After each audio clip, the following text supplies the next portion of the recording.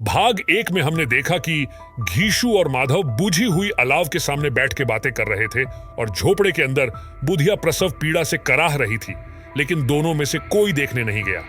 उसी अलाव पर आलू भुनकर उसे खाकर बेफिक्र बोरियां बिछाए सो रहे थे, मानो कोई 2 बड़े अजगर गुलाटियां मारे पड़े हों। अब आगे। सबेरे माधव ने कोठरी में जाकर देखा तो उसकी स्त्री ठंडी हो गई थी। उसके मुंह पर मक्खियां भिनक रही थीं। पत्थराई हुई आंखें ऊपर टंगी हुई थीं। सारी देह धूल से लथपथ हो रही थी। उसके पेट में बच्चा मर गया था। माधव भागा हुआ घीसू के पास आया। फिर दोनों जोर जोर से हाय हाय करने और छाती पीटने लगे। पड़ोस वालों ने ये रोना धोना सुना तो दौड़े हुए आए और पुरानी मर्यादा के अनुसार इन अभागों को समझाने लगे, मगर ज्यादा रोने पीटने का अवसर न था। कफ़न की और लकड़ी की फिक्र करनी थी। घर में तो पैसा इस तरह गायब था जैसे चील के घोंसले में मौस। बाप बेटे रोते हुए गांव के जमींदार के पास गए। वह इन दोनों की सूरत से नफरत करते थे। कई बार इन्हें अपने हाथों से पीट चुके थे, चोरी करने के लिए, वादे पर काम पर न आने के लिए। पूछा, क्या है वे घीसुआ, रोता क्यों है?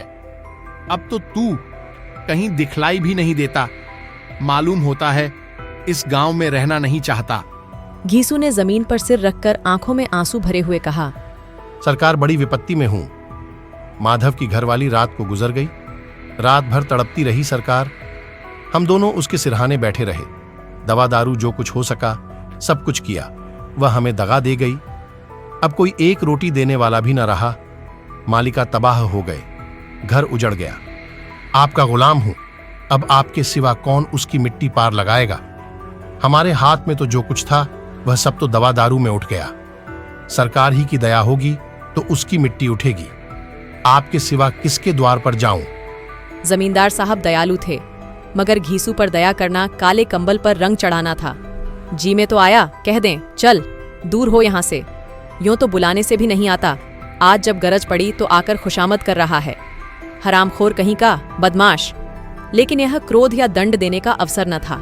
जी में कुड़ते हुए 2 रुपये निकालकर फेंक दिए, मगर सांत्वना का एक शब्द भी मुंह से न निकला। उसकी तरफ ताका तक नहीं, जैसे सिर का बोझ उतारा हो। जब जमींदार साहब ने 2 रुपये दिए तो गांव के बनिए महाजनों को इनकार का साहस कैसे होता? घीसू जमींदार के नाम का डिंढोरा भी पीटना जानता था। किसी ने 2 आने दिए, किसी ने 4 आने। 1 घंटे में घीसू के पास 5 रुपये की अच्छी रकम जमा हो गई। कहीं से अनाज मिल गया तो कहीं से लकड़ी।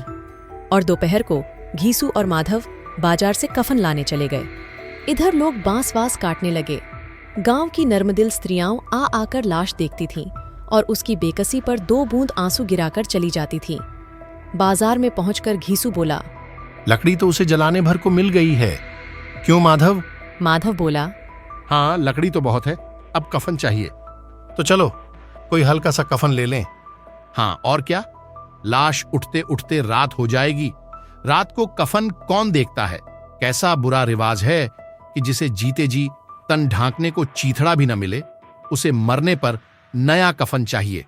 कफन लाश के साथ जल ही तो जाता है, और क्या रखा रहता है। यही 5 रुपये पहले मिलते तो कुछ दवा दारू कर लेते। दोनों एक दूसरे के मन की बात ताड़ रहे थे। बाजार में इधर उधर घूमते रहे। कभी इस बाजार की दुकान पर गए तो कभी उसकी दुकान पर। तरह तरह के कपड़े, रेशमी और सूती देखे, मगर कुछ झंचा नहीं। यहां तक कि शाम हो गई। तब दोनों न जाने किस देवी प्रेरणा से एक मधुशाला के सामने जा पहुंचे और जैसे किसी पूर्व निश्चित व्यवस्था से अंदर चले गए। उसके बाद कुछ चिखौना आया, तली हुई मछली आई और दोनों बरामदे में बैठकर शांतिपूर्वक पीने लगे। कई कुज्जियां ताबड़तोड़ पीने के बाद दोनों सरूर में आ गए। घीसू बोला, कफन लगाने से क्या मिलता? आखिर जल ही तो जाता, कुछ बहू के साथ तो ना जाता। माधव आसमान की तरफ देखकर बोला, मानो देवताओं को अपनी निष्पापता का साक्षी बना रहा हो। दुनिया का दस्तूर है। लोग बांभनों को हजारों रुपये क्यों दे देते हैं? कौन देखता है परलोक में मिलता है या नहीं? बड़े आदमियों के पास धन है फूंके, हमारे पास फूंकने को क्या है? लेकिन लोगों को जवाब क्या दोगे? लोग पूछेंगे नहीं कफन कहां है? घीसू हंसा, अबे कह देंगे कि रुपये कमर से खिसक गए। बहुत ढूंढा, मिले नहीं। लोगों को विश्वास ना आएगा, लेकिन फिर वही रुपये देंगे। माधव भी हंसा इस अनपेक्षित सौभाग्य पर और बोला, बड़ी अच्छी भी बेचारी, मरी तो खूब खिला पिलाकर। आधी बोतल से ज्यादा उड़ गई। घीसू ने 2 सेर पूड़ियां मंगाई, चटनी, अचार, कलेजियां। शराब खाने के सामने ही दुकान थी। माधव लपक कर 2 पत्तलों में सारे सामान ले आया। पूरा 1.5 रुपया खर्च हो गया। सिर्फ थोड़े से पैसे बच रहे। दोनों इस वक्त इस शान में बैठे पूड़ियां खा रहे थे जैसे जंगल में कोई शेर अपना शिकार उड़ा रहा हो। न जवाबदेही का खौफ था, न बदनामी की फिक्र। इन सब भावनाओं को उन्होंने बहुत पहले ही जीत लिया था। घीसू दार्शनिक भाव से बोला, हमारी आत्मा प्रसन्न हो रही है तो क्या उसे पुण्य न होगा? माधव ने श्रद्धा से सिर झुकाकर तस्दीक की। जरूर से जरूर होगा। भगवान, तुम अंतर्यामी हो, उसे बैकुंठ ले जाना। हम दोनों हृदय से आशीर्वाद दे रहे हैं। आज जो भोजन मिला वह कभी उम्र भर न मिला था। एक क्षण के बाद माधव के मन में एक शंका जागी। बोला, दादा, हम लोग भी एक न एक दिन वहां जाएंगे ही। जो वहां हम लोगों से पूछे कि तुमने हमें कफन क्यों नहीं दिया, तो क्या कहोगे? घीसू ने कहा। कहेंगे तुम्हारा सिर। माधव बोला, पूछेगी तो जरूर। तू कैसे जानता है कि उसे कफन न मिलेगा? तू मुझे ऐसा गधा समझता है? 60 साल क्या दुनिया में घास खोदता रहा हूं। उसको कफन मिलेगा और बहुत अच्छा मिलेगा। माधव को विश्वास न आया। बोला, कौन देगा? रुपये तो तुमने छट कर दिए। वह तो मुझसे पूछेगी। उसकी मांग में तो सिंदूर मैंने डाला था। कौन देगा, बताते क्यों नहीं? वही लोग देंगे जिन्होंने अब की दिया। हाँ, अब की रुपये हमारे हाथ न आएंगे। ज्यों-ज्यों अंधेरा बढ़ता था, सितारों की चमक और तेज हो रही थी। मधुशाला की रौनक भी बढ़ती जा रही थी। कोई गाता था, कोई डींग मारता था, कोई अपने संगी के गले लिपटा जाता था, कोई अपने दोस्त के मुंह में कुल्हड़ लगाए देता था। वहां के वातावरण में सरूर था, हवा में नशा। कितने तो यहां आकर एक चुल्लू में मस्त हो जाते थे। शराब से ज्यादा यहाँ की हवा उन पर नशा करती थी। जीवन की बाधाएं यहाँ खींच लाती थीं और कुछ देर के लिए यह भूल जाते थे कि वे जीते हैं या मरते हैं, या न जीते हैं न मरते हैं।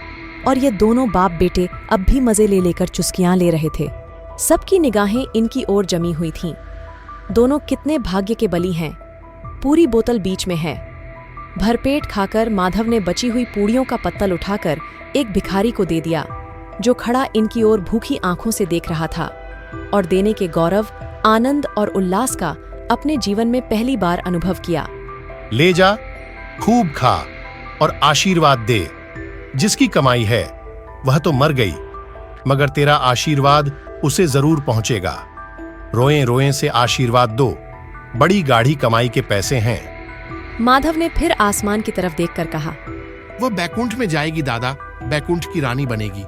घीसू खड़ा हो गया और जैसे उल्लास की लहरों में तैरता हुआ बोला, हाँ बेटा, बैकुंठ में जाएगी। किसी को सताया नहीं, किसी को दबाया नहीं। मरते मरते हमारी जिंदगी की सबसे बड़ी लालसा पूरी कर गई। अगर वह बैकुंठ न जाएगी तो क्या ये मोटे मोटे लोग जाएंगे जो गरीबों को दोनों हाथों से लूटते हैं और अपने पाप को धोने के लिए गंगा में नहाते हैं और मंदिरों में जल चढ़ाते हैं? मगर दादा, बेचारी ने जिंदगी में बड़ा दुख भोगा। कितना दुख झेलकर मरी। वह आंखों पर हाथ रखकर रोने लगा, चीखें मार मार कर। घीसू ने समझाया, क्यों रोता है बेटा? खुश हो कि वह माया जाल से मुक्त हो गई, जंजाल से छूट गई। बड़ी भाग्यवान थी जो इतनी जल्द माया मोह के बंधन तोड़ दिए। और दोनों खड़े होकर गाने लगे। ठगिनी क्यों नैना झमकावे ठगिनी। पियक्कड़ों की आंखें इनकी ओर लगी हुई थीं और यह दोनों अपने दिल में मस्त गाए जाते थे। फिर दोनों नाचने लगे, उछले भी, कूदे भी, गिरे भी, मटके भी, भाव भी बताए, अभिनय भी किए और आखिर नशे में मदमस्त होकर वहीं गिर पड़े।